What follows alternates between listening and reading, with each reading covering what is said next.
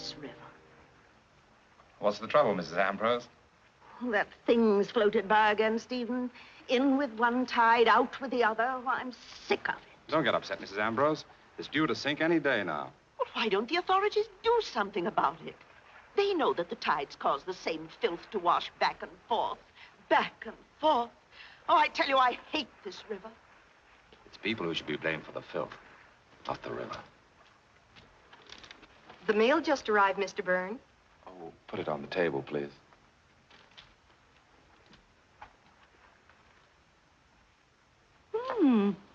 Looks like a manuscript. My manuscripts are like the tide out there. They always come back. Maybe they wouldn't if you took my advice.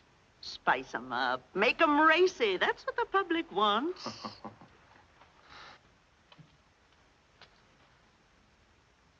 What is it, Emily? Well, it's just that it's getting awfully late, Mr. Byrne, and the plumber hasn't arrived to fix the downstairs tub. But if he hasn't come by now, he probably isn't coming at all today. Use the upstairs one if you like. Thank you, sir.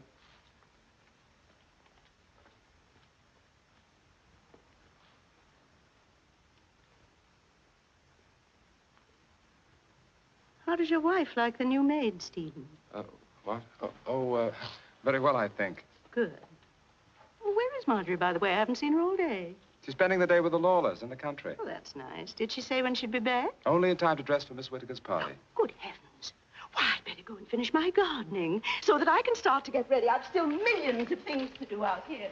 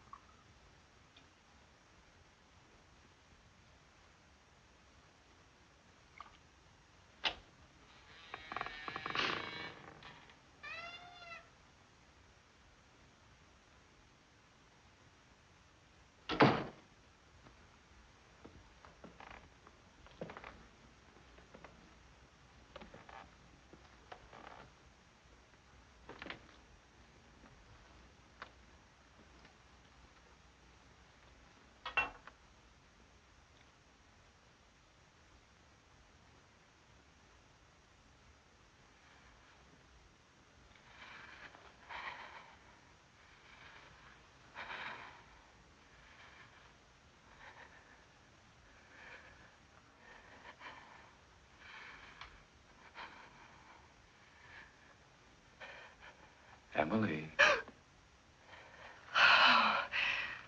Oh, Mr. Byrne, it's you.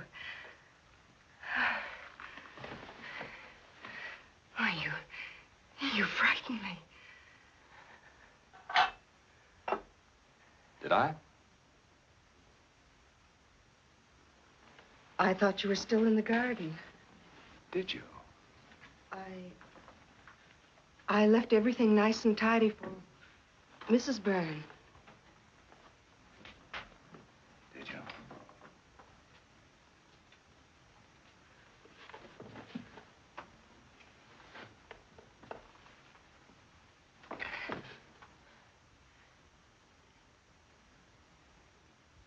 Mr. Byrne, please let me by.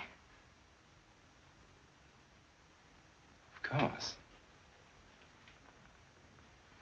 Nice perfume you use, Emily.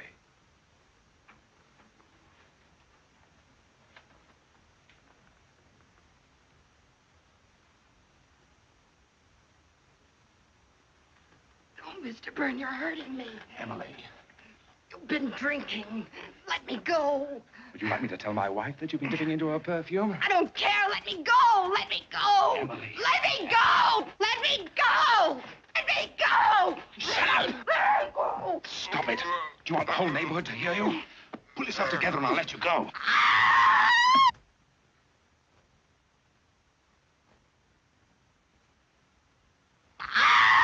You silly little fool! Let me go.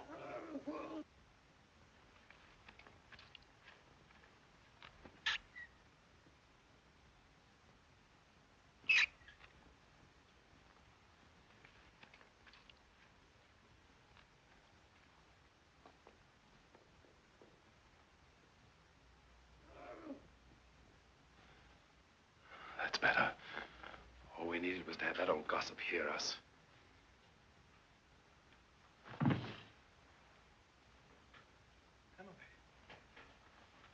Emily. Emily!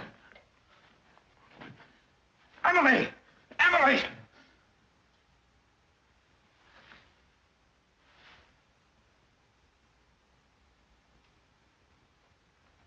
Merciful God.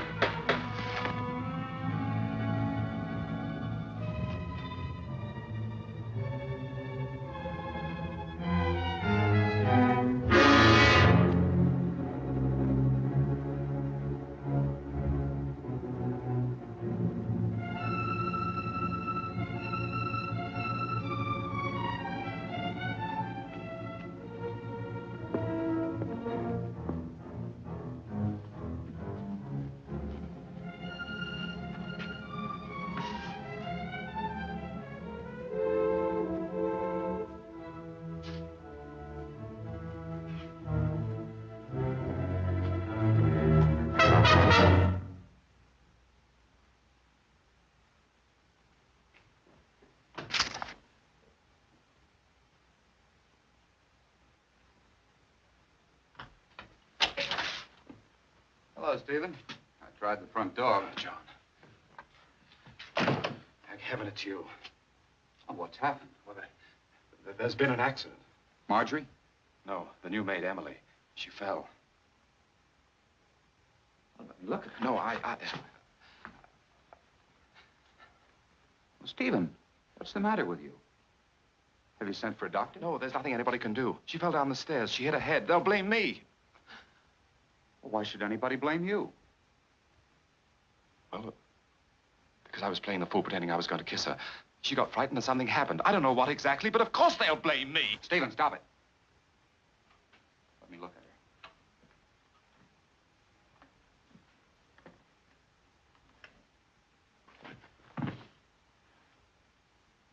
girl didn't fall. She did. I saw her.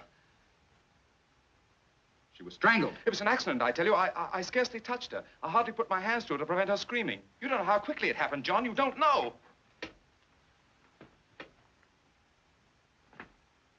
Where are you going? For the police. You can't. You're my brother. I've gotten you out of a lot of nasty scrapes, Stephen. But this is murder. John, don't let me down. You've always helped me. You can't do that to your own brother. Please, you have to help me. Please, John, please.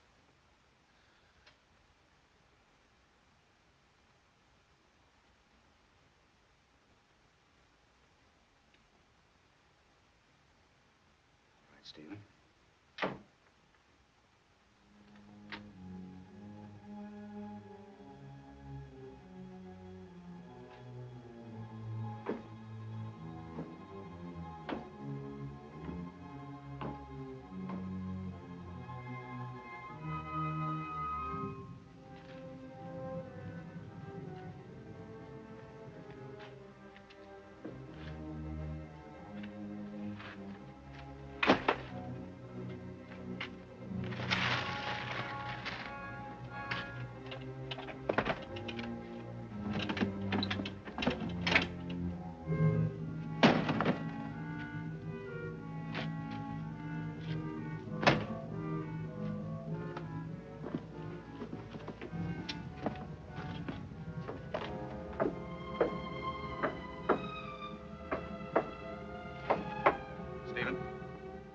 I can't go through with this.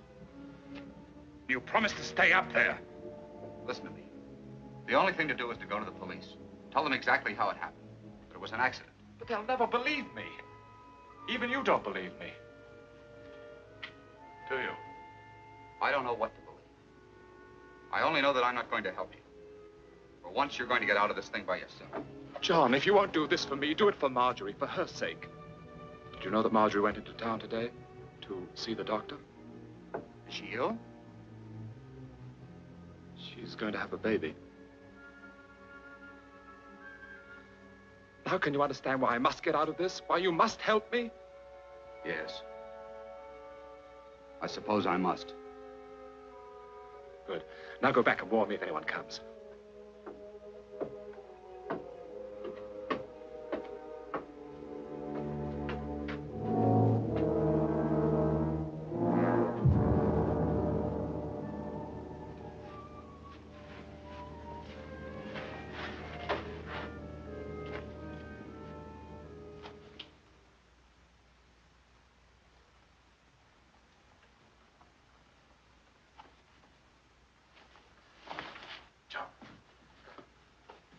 Wait a minute.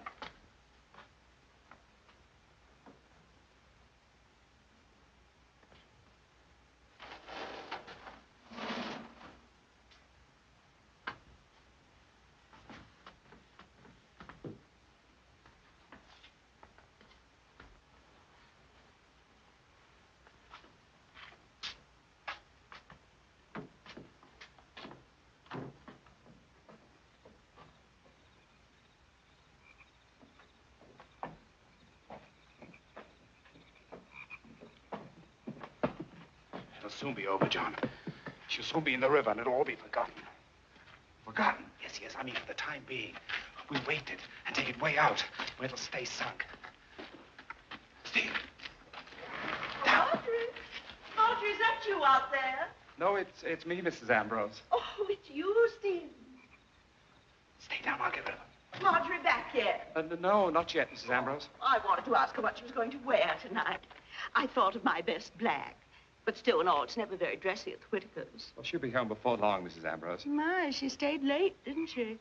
Well, of course, the Lawlers are always hard to get away from. Maybe she missed her train. I'm not worried.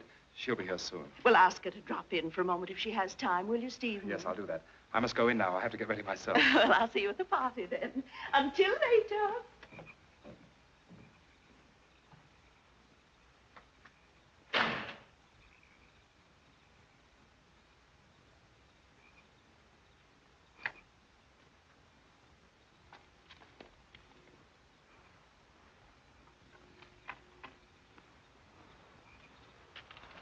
I thought the old hag would never leave. I thought you said Marjorie went to the doctor's today. She did. Mrs. Ambrose said she went to the Lawlers. She went both places. The Lawlers live in the country. If she went there, it means she spent the day. I tell you, she went to the doctor's. Now stop quibbling and help. The scandal would ruin all of us. There are more people to be considered than this dead servant girl. You used to refer to her as Emily. John, don't be like that. Can't you understand how I feel? If I could undo what's happened, if I could go back. But I can't. I've got to think of Marjorie and my child. This has been a lesson to me. I know I've been foolish, but I'll change. I swear I will. John, Marjorie will be back any minute. All right, Stephen. All right. You've talked me into this, too, just as you have 1,000 times before.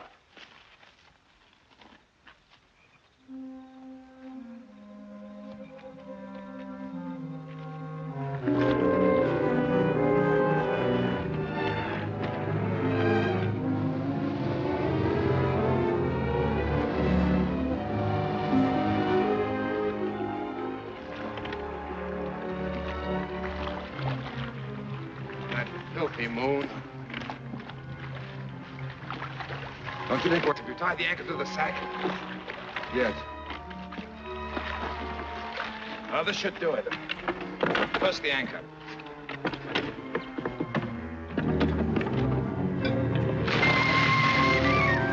All right, lift up.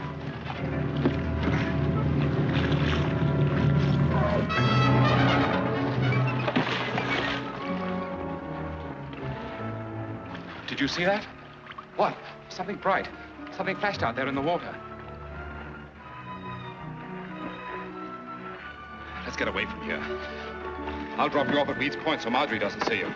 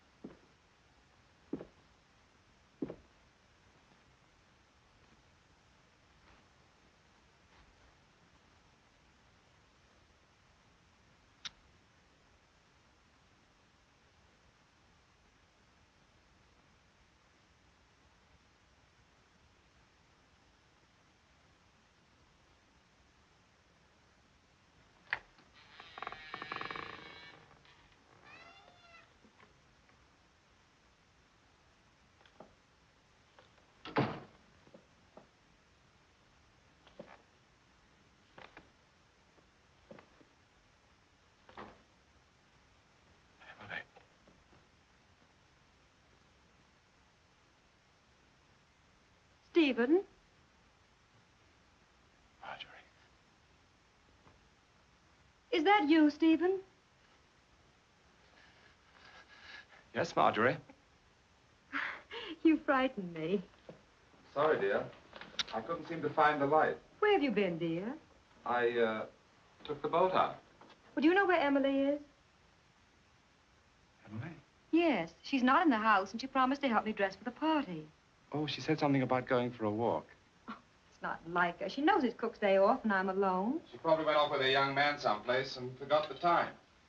I can help you if you like. I could say that you're all thumbs today, but I won't. I'm not only doing my best, but I'm enjoying it. Oh, you're very sweet. Did you do much writing today? No. Why not? Oh, another script came back. I'm sorry, darling. Is that why you went boating? Yes, I suppose so. I should have been with you. Did you miss me? Very much.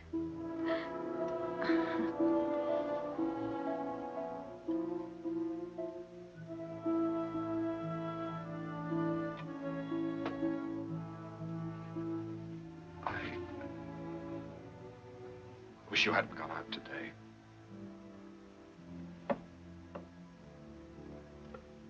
Come on.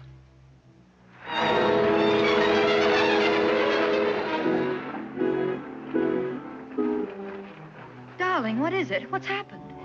Oh, what is it? What is it? It's nothing. I have a terrible headache, that's all. Oh, then we'd better stay home tonight. No, I'll be all right. Don't worry. Oh, darling.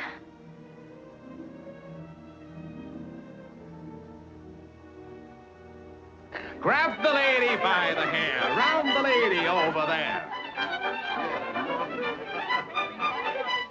Into the center with a 1, 2, 3, and round that gent from Tennessee. Oh, I can't anymore, Stephen. I'm exhausted. Go on, you're the liveliest of the bunch. Wonderful party, Mr. Whittaker. Thanks to you, dear boy.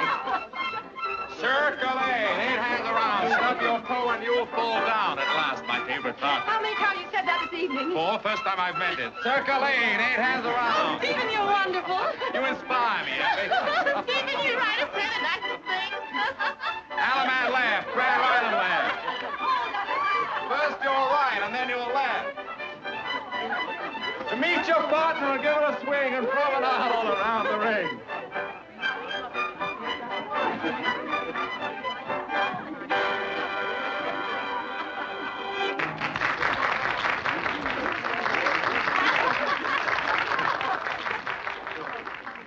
Oh, that brother of yours is a real devil. A real devil.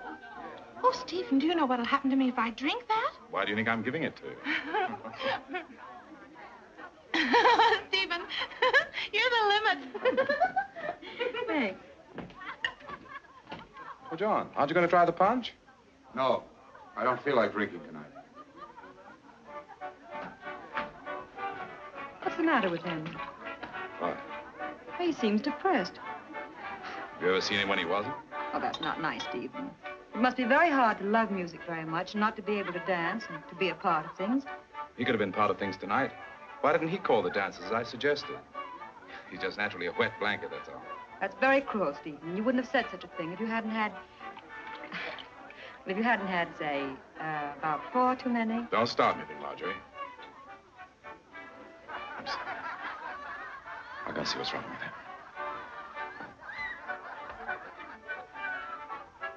John! Why are you leaving? Just what is the purpose of all this dancing, this drinking? Don't you understand? Can't you see what I'm trying to do? No. Well, if anything should ever come out, everyone will remember that we were here at the party, acting in a normal manner. Well, I think it's repulsive. Do you think I'm enjoying myself? Frankly, I do. If it weren't for the fact that I'm protecting both of us. Us? Yes, us. You helped me get rid of her, didn't you? Whatever I've done, you're in it with me. So I advise you to keep your mouth shut. Sorry I had to remind you of that. Well, I'm going to join the party.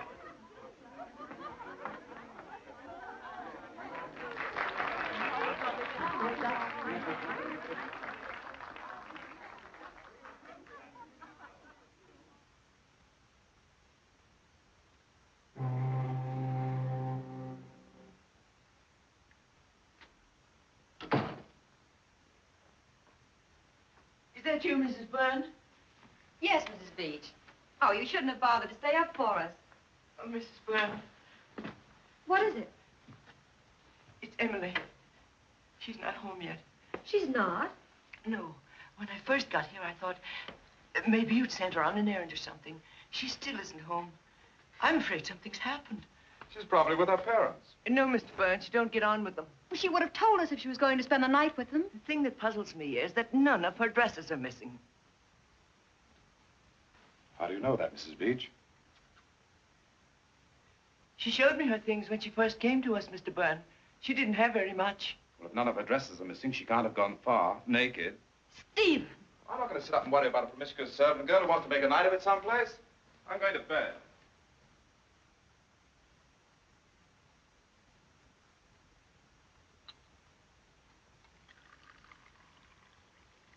Wouldn't waste my time reading such trash if I were you, Mr. Byrne. Since when is the disappearance of a human being considered trash in your estimation, Miss Bantam? Since I found out what a bad name that Emily Gaunt has given young women like myself in service. Bad name? Yes. That Emily was a proper hussy. Gadding about night after night. Young men's followers and heaven knows what all. There's no doubt but that she was out with one of her many sweethearts the night she disappeared. And she went further than she meant. But if you make your own bed, you must lie on it. Would you like your eggs now? No, I don't care for any this morning. Now, Mr. Byrne, you haven't eaten proper all week. Miss Bantam, did you know Emily Gaunt? No. But I know them that did. Seems to me you speak with great authority about a person you never knew. Well, Miss Beach knew her, didn't she? I happened to be present the day after Emily disappeared when the cook was questioned. She didn't give the impression she believed Emily wasn't a decent girl. Yes, but Miss Beach just happened to overhear Mr. Stephen when Emily's parents came worrying around the other day. Wouldn't you like just one egg? Emily's parents came to see my brother? Yes, and he let him have it, he did. Said he never should have let her work in an honest house in the first place. That she was a thief and a good-for-nothing trollop. That's a lie! Good gracious, Mr. Byrne. Don't shout at me. It wasn't me that said it. It was your brother.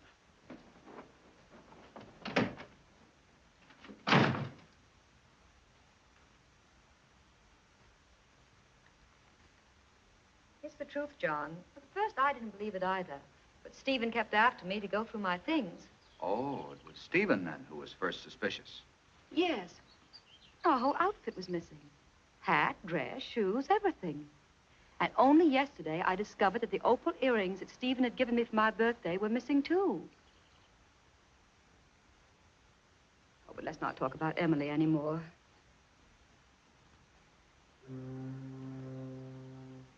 It's Stephen that I'm concerned about. I don't know exactly how to say it. There's such a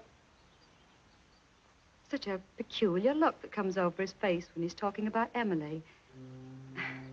It almost seems as though we were actually enjoying it. As though he delighted in her disappearance. And he goes on and on about her. Well, Marjorie, I wouldn't worry about him if I were you. After all, he's a writer. The mystery of her disappearance probably intrigues him. Oh, probably you're right. And he fancies the whole thing is a great big melodrama with himself in the leading role. He'd like that. Like the article in this morning's paper? I didn't see it. Stephen took it with him. He left early this morning. Haven't they promised to keep our name out of it? Well, you can't blame them. Makes a better story. I don't understand why they kept their promise for a whole week and then suddenly today, even a picture of Stephen. I wonder how they got hold of it. Don't know. Why, there's only one print of that picture that I know of.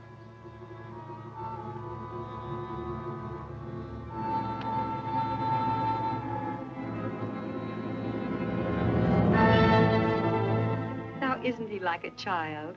He wanted his picture in the paper.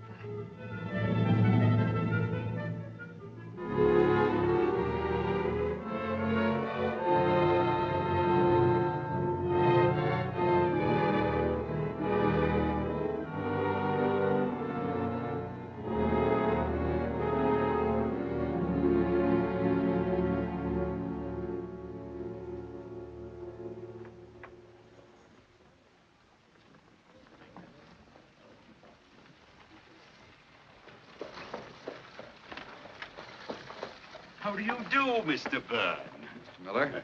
What do you think of the display? Very attractive. But it wasn't up when I passed yesterday. No, your brother called me last night and told me of the publicity he was expecting in the papers, and he wanted me to cash in on it.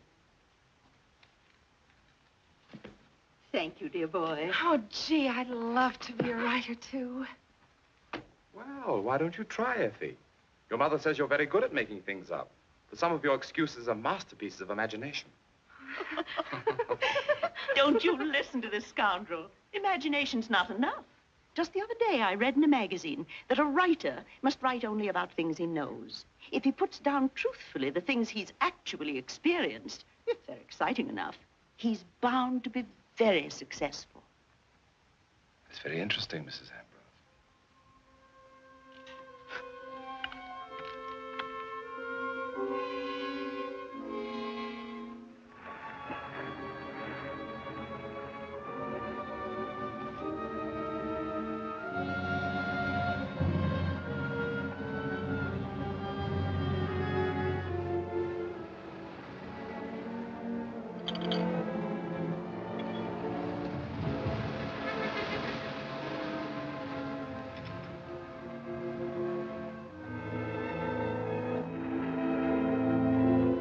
Don't touch that!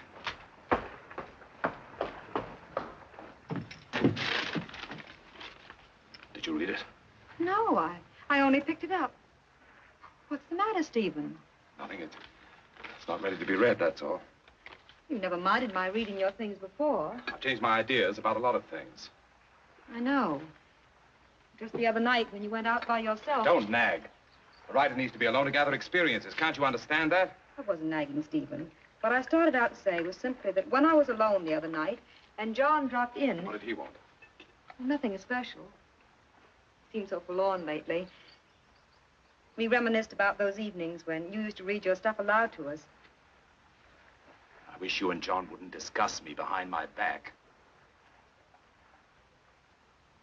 I'm not interested in what my brother has to say. He's a bookkeeper and will always be one. He'll never understand the problems of an artist.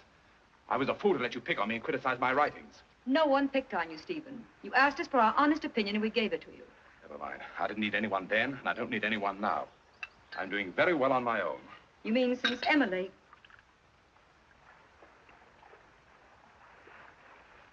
Go on. Go on. You can say it. I didn't mean it that way, Stephen. The success of my book since this Emily thing proves that they were good in the first place. All I needed was a little publicity. In the future, they'll not only be good, but they'll be great. Because they'll be about things I know. Like what you're writing now? Yes. Well, what's it about?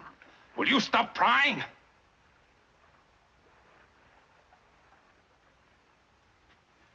Let's have our tea.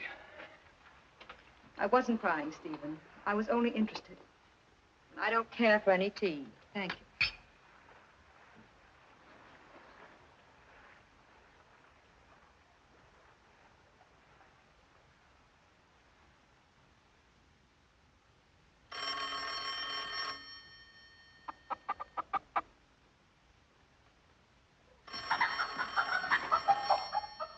John Burns' accounting office. Walter Herbert, office boy speaking. One moment, please. It's your housekeeper. She'd like a word with you, Mr. Byrne. Thank you, Walt.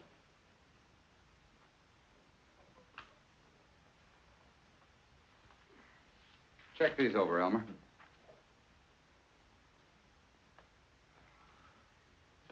What is it, Miss Bantam? Mr. Byrne, with the cold weather coming on, I told the neighborhood boys to gather some driftwood, save you catching cold like last year. But when I went to get the wood sack, I found that your brother hadn't returned it. I wonder, would you mind stopping there on your way home this evening? When did my brother borrow it, Miss Bantam? Several weeks ago when he was doing the gardening. He sent Emily for it. All right, Al. When did you say he borrowed it? Several weeks ago. And even though that Emily isn't with him anymore, you'd think they'd return the sack. After all, your name's on it. My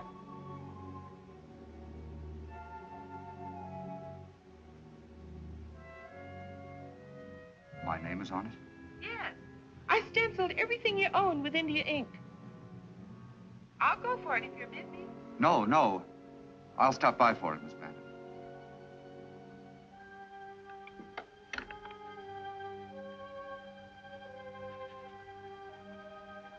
I hate this river. We neighbors really should get up a petition, Stephen. What's the trouble today, Mrs. Ambrose? That horrible thing floated by again. That dead animal. Couldn't be. Must have sunk long ago. No. No, it isn't. Well, it's a sack. Yes, that's what it is. A sack of some kind. Probably filled with rubbish.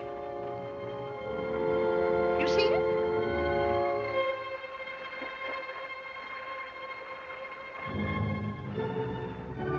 Well, I've other things to do besides standing out here. But I tell you, Stephen, you should write up a petition for us. Yes? Yes, Mrs. Ambrose? Really, the way some people use this river is a disgrace.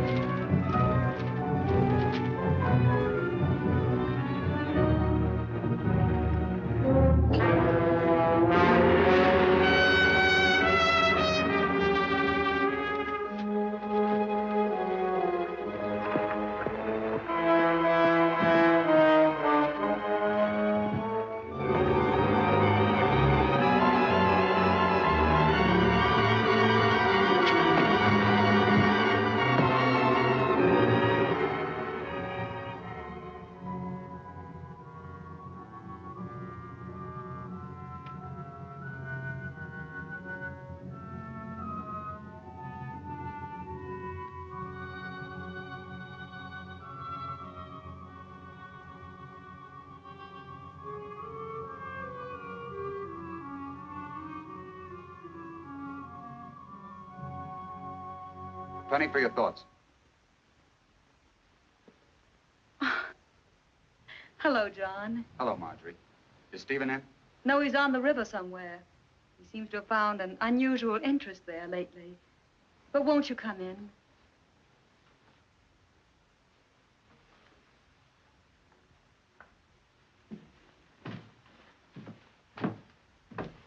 I'm glad you've come, John. I need someone to talk to very badly. When I feel like this, there doesn't seem to be anyone else in the world like you. Do you mind? You know that I don't. You're nice, John. Very, very nice. Yes, like mint tea when you have a cold. Oh, no, John, like a friend. More than that. Stephen?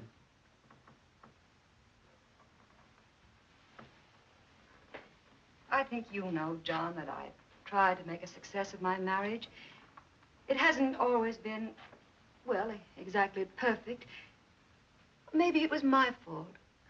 Girls have foolish ideas, and when they marry, they think they've snared Prince Charming himself. And he is charming, John. Very charming. But a woman sees deeper. I see things now in Stephen that I never let myself see before. Don't get bitter, Marjorie. Oh, I know the countless things you've done for him. Oh, we couldn't live like this if you hadn't given up most of your share of the inheritance so that he could continue writing. You wanted a career for him, didn't you? Yes, but I didn't want a freak success like this Emily's disappearance has brought on. At first, I thought it was simply childish the way he capitalized on it. There's a limit, and it's become ghoulish. You should have heard him today. Did you quarrel? Yes, I hadn't wanted to tell you that. I'm beginning to wonder why he ever married me at all. Perhaps it was because he needed you. He told me today that he's never needed anyone. That was just talk. Everybody needs someone. Believe me.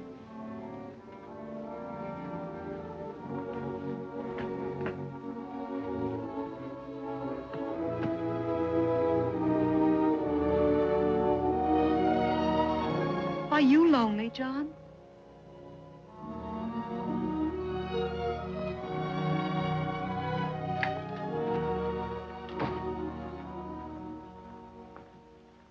Pardon me, Mrs. Byrne, but I thought it was getting dark here. Thank you, Mrs. Beach.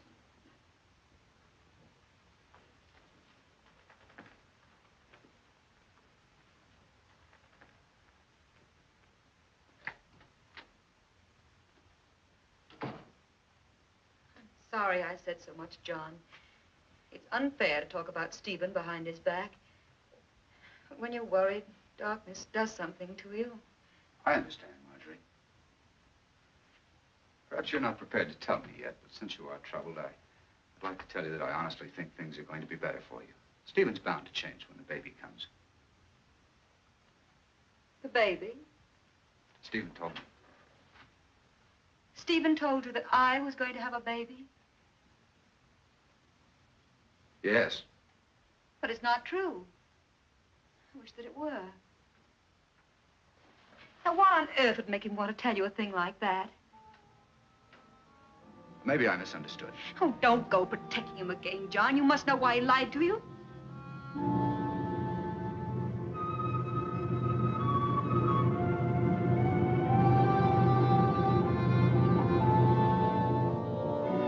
I can't discuss it now, Marjorie. Tell him to come to my place when he gets home. I'll talk to him.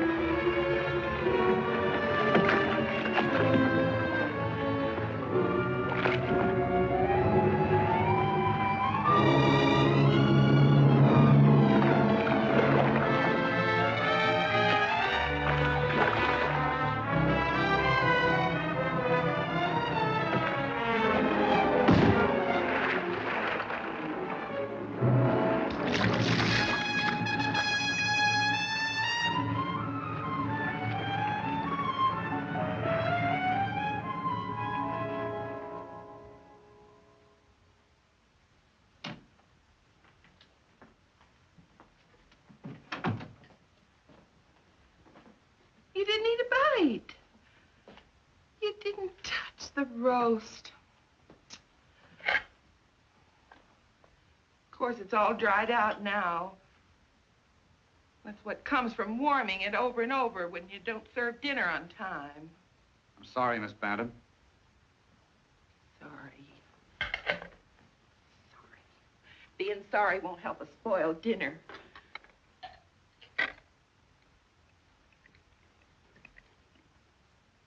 You'll be sorry when you get stomach ulcers.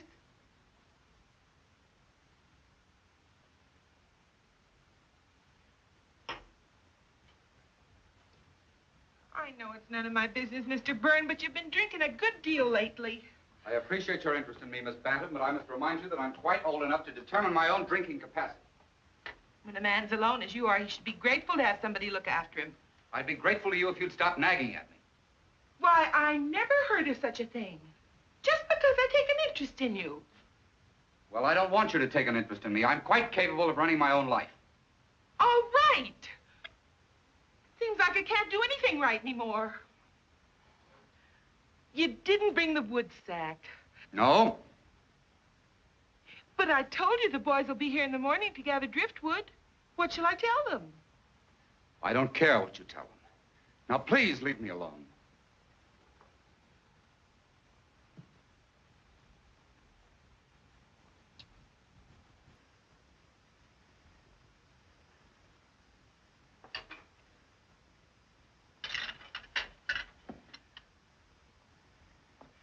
I know I'm only a servant girl, Mr. Byrne, but I come from a very genteel family, and I don't have to take this sort of treatment from anyone. If you want to be left alone, perhaps I can leave you alone, permanently. Just as you wish, Miss Bantam. You mean, you want me to go? That's entirely up to you. Well, I can certainly take a hint. Now look what you made me do. Well, I'm leaving you, Mr. Byrne. I'm leaving tonight, and you can get somebody else to take your insults. And I hope you get a thieving hussy like that Emily Gaunt. That's what you deserve, not a decent girl like myself.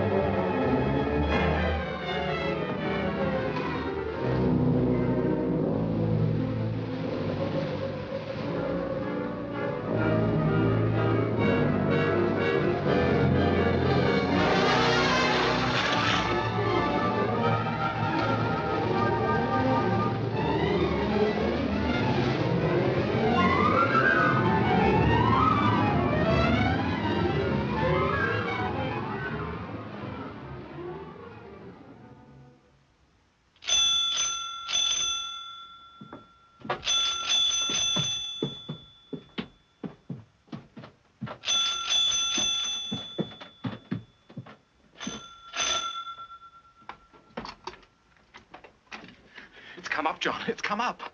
What are you talking about? Emily's come back. What? The wood sack. It's come up out of the river. I've been up all night. I chased it for 6 miles, but the tide was too fast and I couldn't find it. I almost had her once, but she got away. It's your fault. Why didn't you tie it securely? I was a fool to trust you. Be quiet. It'll be passing up and down the river until they find it. Up and down the river. It'll go on for weeks. The police will find it soon enough. Yes, but they won't know we did it. I mean, there are hundreds of sacks like it. They won't trace it to us, will they? No. Not to us. They'll trace it to me. To you? My name is on it.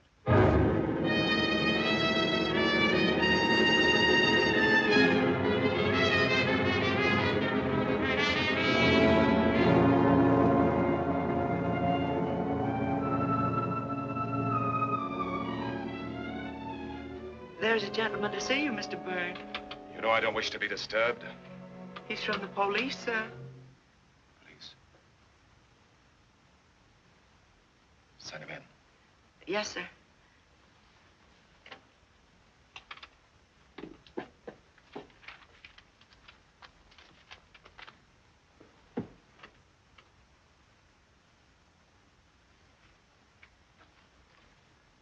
Just a moment, please.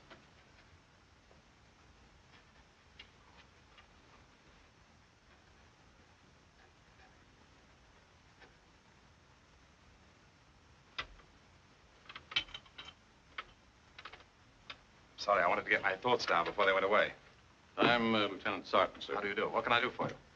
Well, it's about, this sack. Ever seen it before? I don't know. Sacks look pretty much alike. Well, looks like the wood sack that was stolen from here. Stolen? Yes, it belonged to my brother. Oh, yes, his name is stenciled in there. Is it? I didn't know that. You say that it was stolen from here? Yes, we borrowed it from him, and when I went to return it, it was gone. About how long ago was that? About 3 or 4 weeks ago. But if you know it belongs to him, why do you return it to me? Well, we tried to contact him all day, but had no success. You see, this sack contained the body of Emily Gaunt. Clad only in this inexpensive dressing gown. And according to the medical experts who testified at this inquest, strangled and afterwards thrown into the river. Now, when did you first discover that this dressing gown was missing? It was when we were getting her things together to send back to her parents. And when and how did you discover that your own things were missing, Mrs. Byrne? The morning after Emily failed to return. It was my husband who suggested that I go through my wardrobe. He insisted that inasmuch as none of Emily's dresses were missing, she might have gone out in some of my own things. And then we discovered that not only was my lace dress gone, but some of my best lingerie, an evening wrap, and a pair of silver slippers. Was there any other thing of value gone? Yes. Several days later, I found that a pair of opal earrings that my husband had given me for my birthday were missing, too.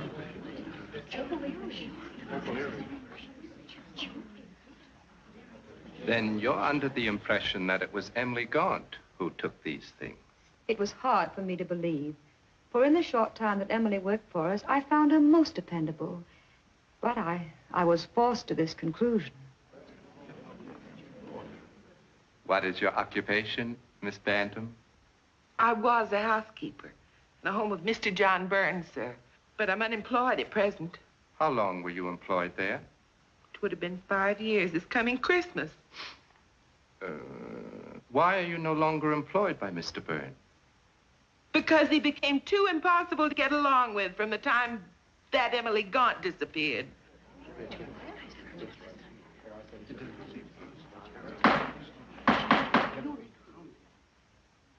Please explain yourself, Miss Bantam. Well, Mr. Byrne became so irritable I could scarcely speak to him and get a civil answer. In what manner would you say that he had changed? Well, Mr. Coroner, he was in the habit of eating a very hearty breakfast. Through all years I worked for him. But after that, Emily Gaunt disappeared. In fact, the very morning the story appeared in the newspapers, he scarcely touched a thing. And several times, when I even indicated that the hussy might have got what she deserved, he practically snapped my head off.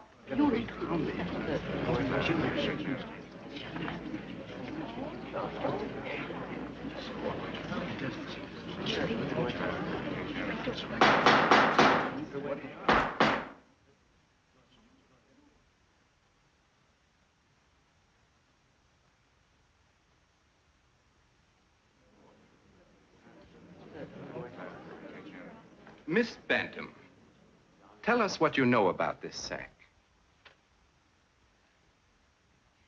It's Mr. John Burns, all right. I stenciled his name in it. The one that was borrowed by Mr. Stephen Byrne? Yes. Mr. Stephen was doing some gardening and needed an extra sack. Emily came for it. And to your knowledge, the sack was never returned? No, sir. But of course, it might have been returned without my knowledge.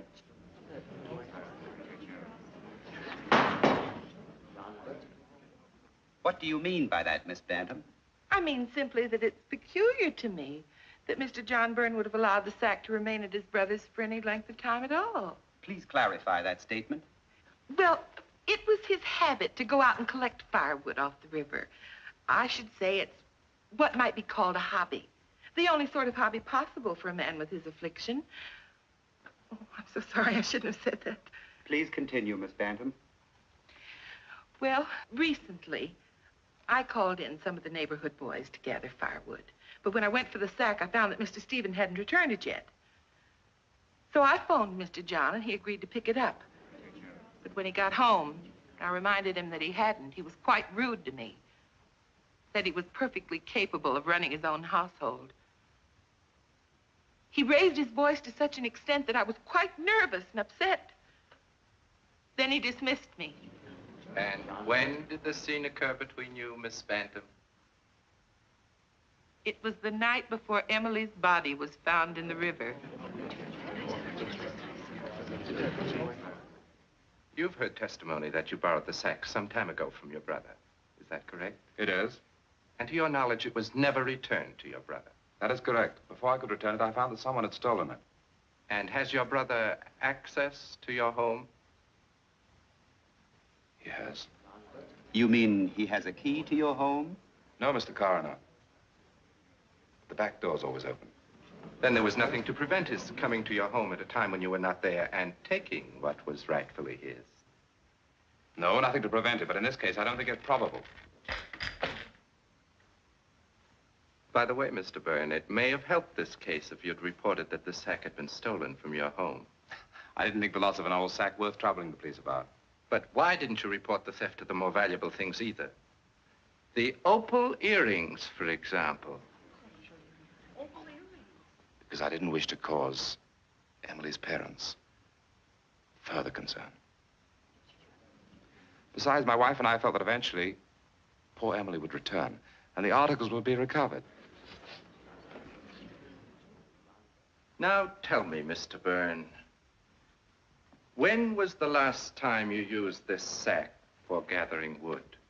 Some weeks ago. It's hard to say. Oh, could it have been about 3 weeks ago? What you mean is, about the time that Emily Gaunt disappeared? I must ask you not to mind what I mean, Mr. Byrne.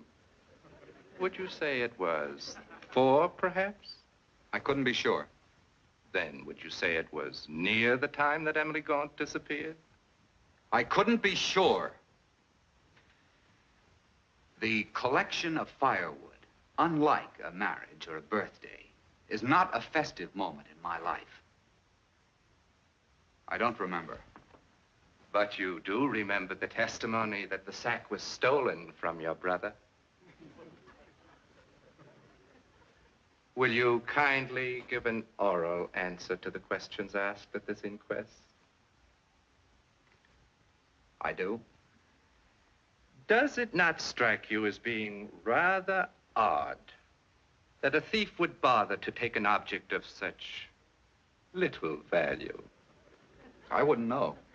Or that a girl, if we concede for a moment that Emily Gaunt took it, do you think she would have taken such a sack with her to some mysterious rendezvous? I'm not here to answer riddles. No, I shouldn't think you were. Mr. Byrne, I will be more direct then.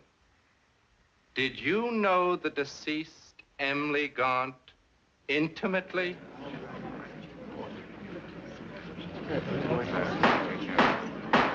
Mr. Byrne, I asked She was employed by my brother. I knew Emily Gaunt by sight. Is it usual for you to zealously defend persons whom you're known by sight to the extent that you snap off the head of a woman who has served you faithfully for 5 years? I would defend anyone who was being maliciously slandered. Very admirable indeed. Especially when they were being slandered by people whose bitterness... That is all, Mr. Byrne. For one who was not here to answer riddles, I must say you've done very well.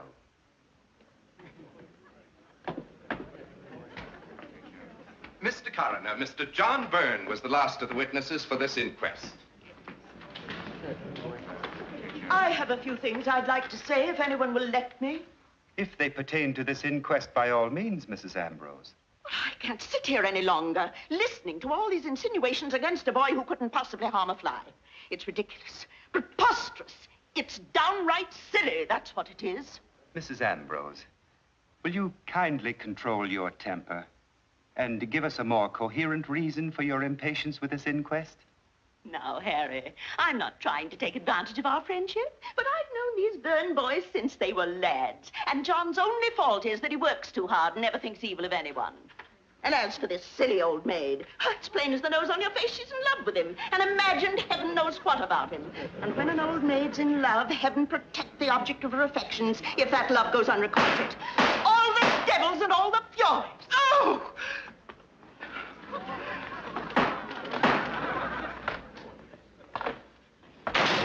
And if there's anyone else who wants to know anything about himself, just let me know.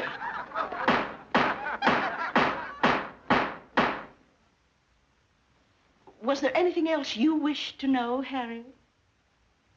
That will be all, Mrs. Ambrose.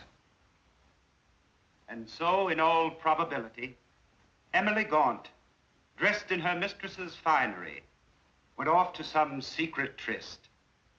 Therefore, the conclusion of this inquest is that the girl was murdered by person or persons unknown. Inquest dismissed. Started with Emily, but it might end with me. Here he comes now.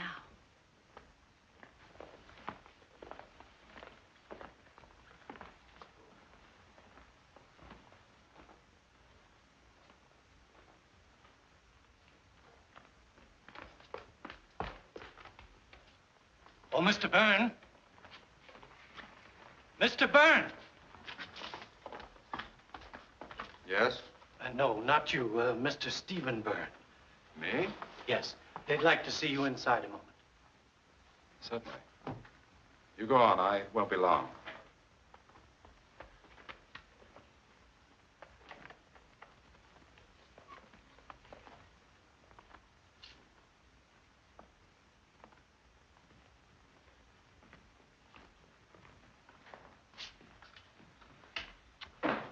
Sorry to trouble you again, Mr. Byrne, but you probably realize the case is far from being closed. So? Are you certain you have nothing more you'd like to say to us? Nothing. I can understand your feeling, Mr. Byrne. After all, the man is your brother. But if there's any further light you can throw on this... There's nothing more I can say, except that I'm fully convinced that my brother is innocent. Was that all? That was all.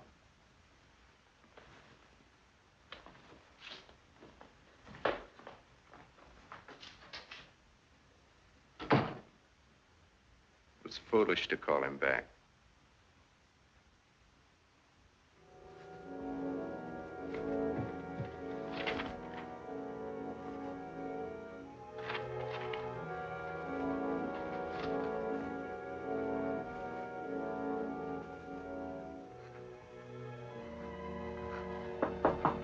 Yes.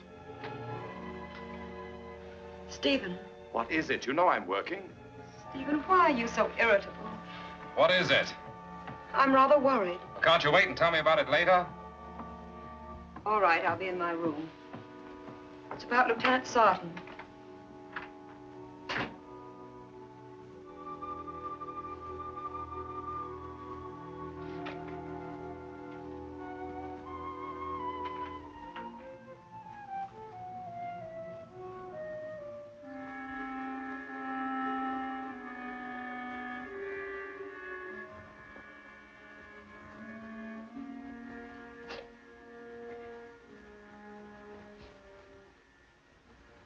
I'm sorry I snapped at you.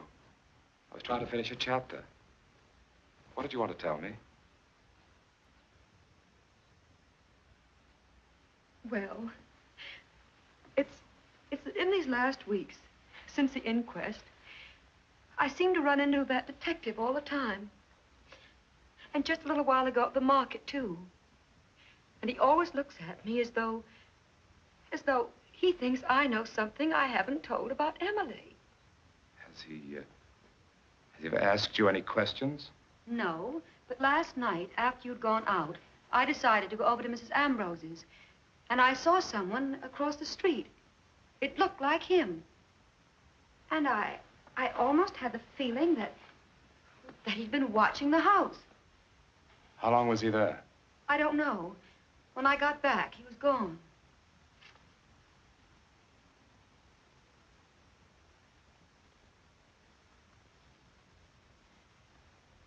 Well, if he has any snooping to do, I should think he'd do it in John's direction. What do you mean, Stephen? You were at the inquest. You know what I mean. No, I don't. Well, if you ask me, he acted so stupidly that he forced everyone to believe that he had something to do with it. Stephen. On top of everything else, he hasn't acted normal since the inquest. He shuns everybody. He won't even talk to me. Well, let's face it. John's a cripple. He knows he hasn't a chance with a girl of our class. It's not hard to believe that he carried on with a servant girl. Stop it. Aside from everything he's done for you, he's your brother. There's a limit to this business of being brothers, Marjorie. Oh, Stephen, you're insane. You're very fond of him, aren't you? You know that. Are you in love with him? How long has this been going on? Don't think I haven't been aware of it. You have a filthy mind.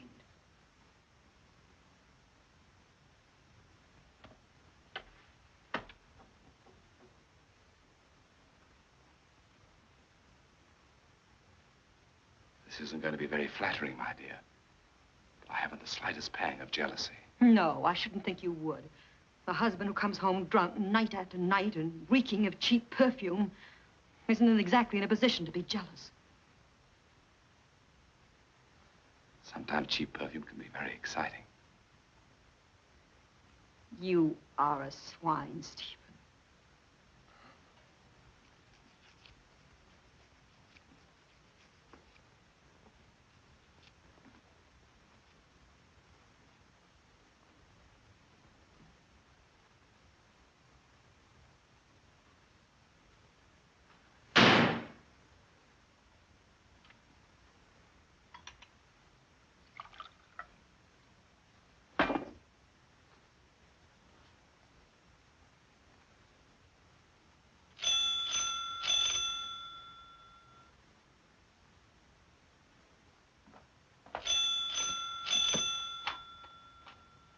Marjorie. Hello, John. Hello, Marjorie.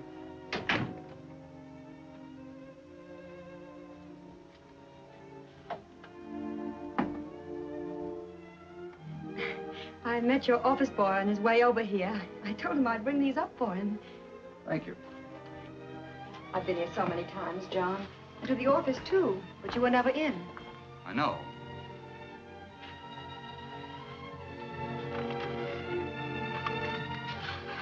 Why have you refused to see me or to answer my calls?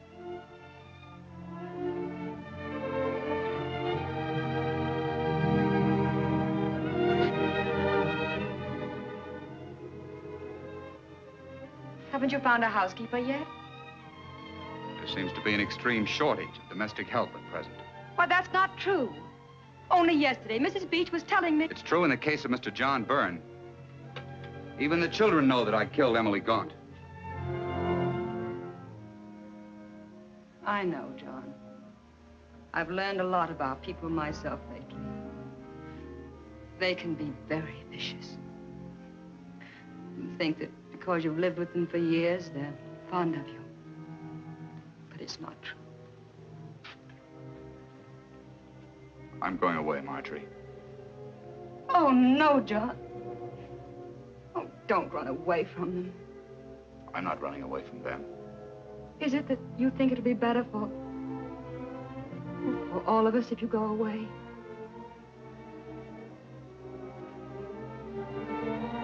I've got to be sensible.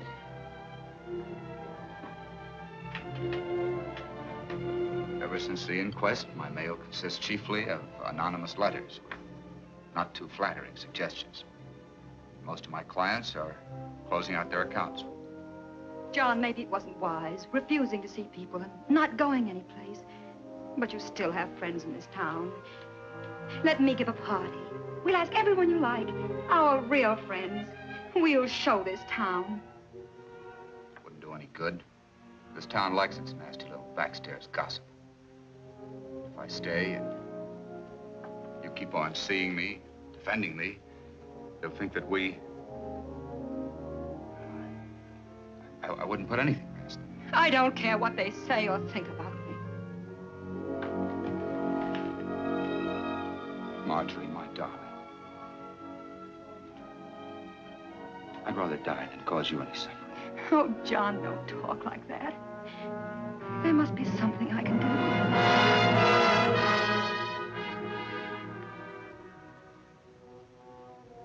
No. The only thing to do is to go away. I've thought it out very clearly. John, then promise me one thing. Before you do anything, before you make any decisions, let me know. I promise.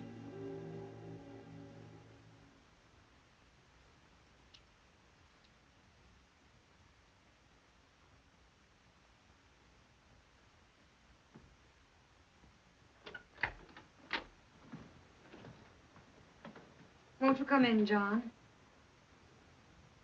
I'd rather not, Marjorie. Good night, then, and thanks for seeing me home. Good night.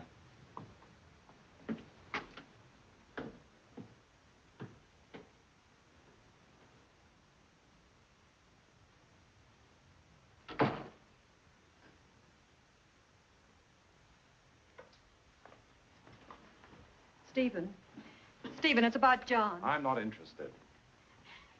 Stephen, please, he's desperate. I'm afraid he's going to harm himself in some way. Don't be dramatic. He as much as told me so tonight. He said he'd rather be dead than go on the way things have been going.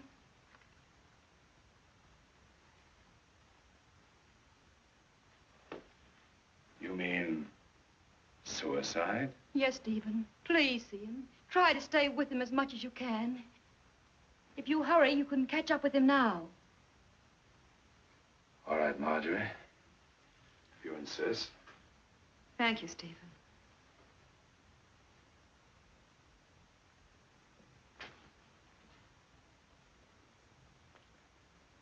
Oh, I almost forgot. Mrs. Ambrose was over. She said as long as it's Cook's day off, you should let her know if you want to have supper with her. I'm in no mood for her tonight. I'll have something here.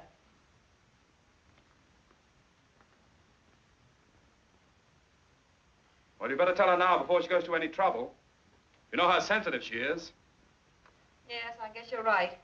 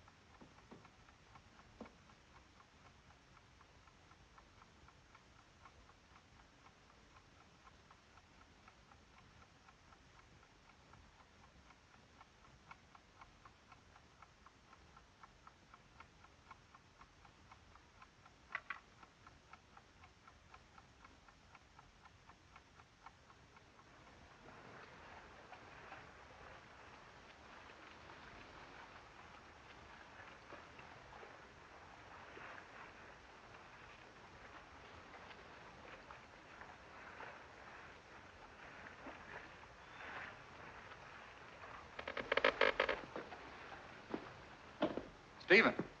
Yes, John? What are you doing here? Marjorie was very worried. She sent me to look for you. Lucky I found you, isn't it? What do you mean? Well, you might have,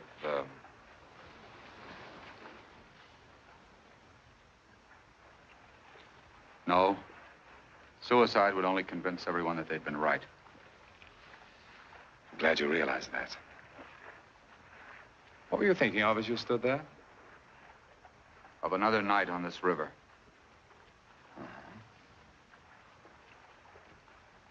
You know, John, in spite of everything that's happened, and everything that's going to happen, I want you to know that I've gained something. Gained something? Yes, I was always afraid as a child. I didn't have the courage to do things. I was afraid of people, what they might say or think. Maybe that's why my writing wasn't good. You were right in that. But I'm not afraid anymore, and I've written something good. Because it's real. It took a murder to do that. Doesn't the end justify the means? You must be very, very ill, Stephen. Ill? Yes, sick. Otherwise, you couldn't think as you do. What's happened to you? You know, John, I wish I could really trust you again. But I can't. Am I right?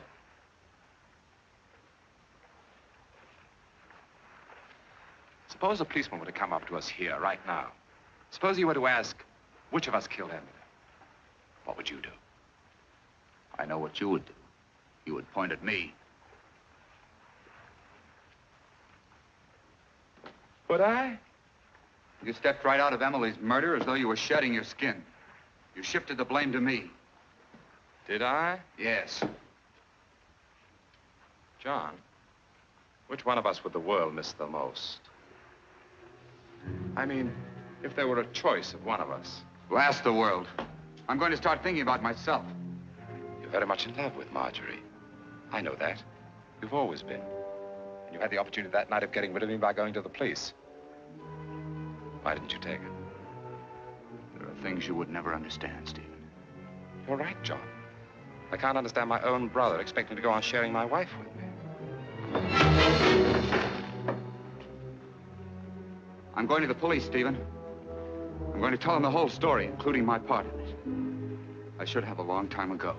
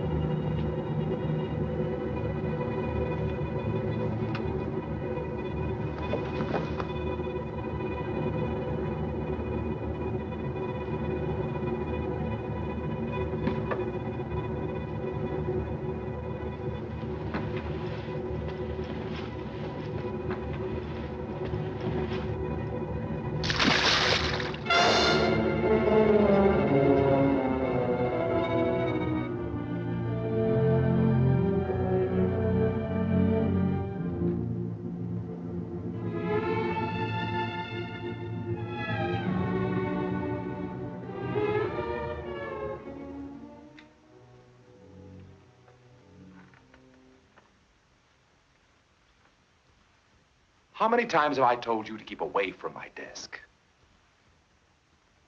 Stephen. I hadn't expected to have it read for some time. But since you have read it, tell me what you think about it. How can you ask me that? Well, don't you think it's good? Can't you appreciate its quality quite apart from its content? Not when it says that my husband is a murderer. I thought I'd disguised it completely. But you read between the lines, didn't you? John must love you very much, letting everyone think he did it. Oh, no. He loved you very much. He was old-fashioned. He believed in chivalry. That's why he kept silent about it. But you, I don't think I can expect you to keep silent about it. Can I? You intend to go on forever letting people think he did it?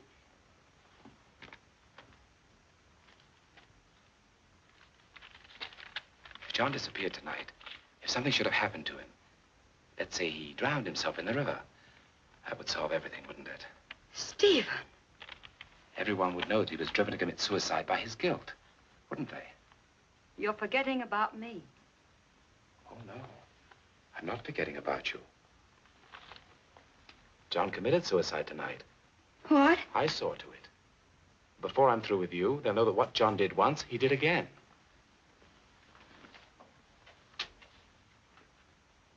Stephen, you're insane. Am I?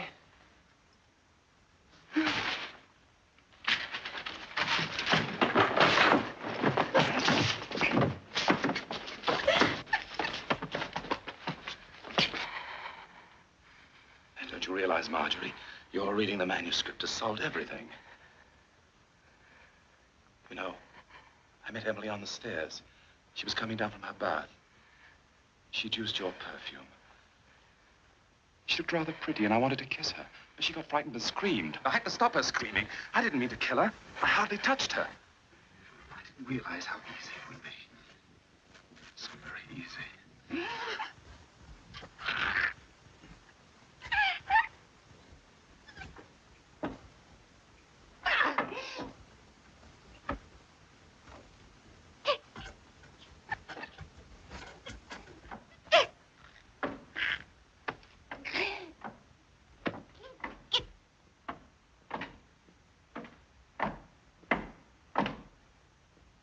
John.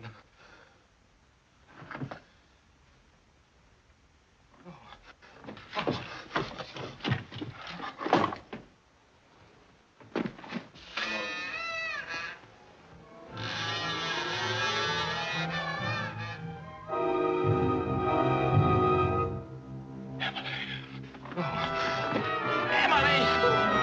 Emily! No! Let me go!